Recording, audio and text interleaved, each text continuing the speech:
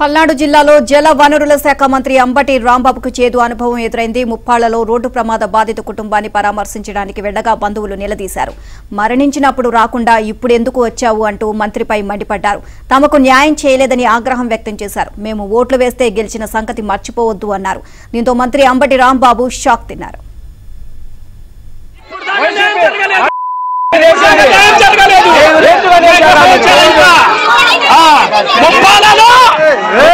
YCP మేము లేకపోతే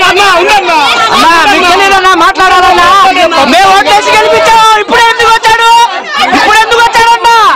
లేకపోతే మా అమ్మందరూ సమ్మ కొట్టమను. న్యాయం జరగలేదు. ఇప్పుడు న్యాయం జరగలేదు. దేనికి వచ్చాడు? ఇప్పుడు ఎందుకు వచ్చాడు? ఇప్పుడు సంచి తర్వాత వచ్చాడా? ఇప్పుడు సంచి తర్వాత వచ్చాడన్నా?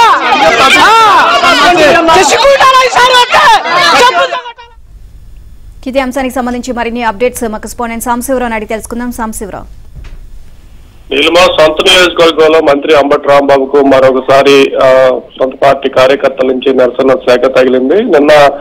మొన్న సాయంత్రం సత్తెనపల్లి నియోజకవర్గంలోని ముప్పాళ్లలో ఒలి అనే ఒక యువకుడు మినీ లారీ ఢీకొని రోడ్డు ప్రమాదంలో మృతి చెందడం జరిగింది. అతనికి న్యాయం చేయాలంటూ కూడా మృతదేహంతో నిన్న దాదాపు 3 గంటల పాటు పోలీస్ స్టేషన్ ఎదుట రోడ్డుపై బైఠాయించాలి. కుటుంబ సభ్యులు, బంధువులు మృతదేహంతో రాస్తారోకో చేయటం, సత్తెనపల్లి నర్సాపేట రోడ్లు గంటల తరబడి కిలోమీటర్ల మేర ట్రాఫిక్ జామ్ అయింది. చివరికి పోలీసులు హామీ మేరకు న్యాయం చేస్తామనే హామీ మేరకు 3 గంటల తర్వాత బంధువులు ఆందోళన విరమించారు. అయితే మృతదేహాన్ని ఇంటికి తీసుకెళ్లిన తర్వాత రాత్రి సమయంలో మంత్రి అంబటి రాంబాబు స్థానిక నేతలతో కలిసి ఒలి మృతదేహాన్ని వాళ్ళ కుటుంబ సభ్యులను పరామర్శించేందుకు వెళ్లారు. అయితే ఆ ప్రమాదం జరిగినప్పుడు ఆందోళన చేస్తున్నప్పుడు వచ్చి రాని మంత్రి ఇప్పుడు ఎందుకు వచ్చామంటూ కూడా వాళ్ళ కుటుంబ సభ్యులు, బంధువులు కూడా అంబటి రాంబాబు నిలదీశారు.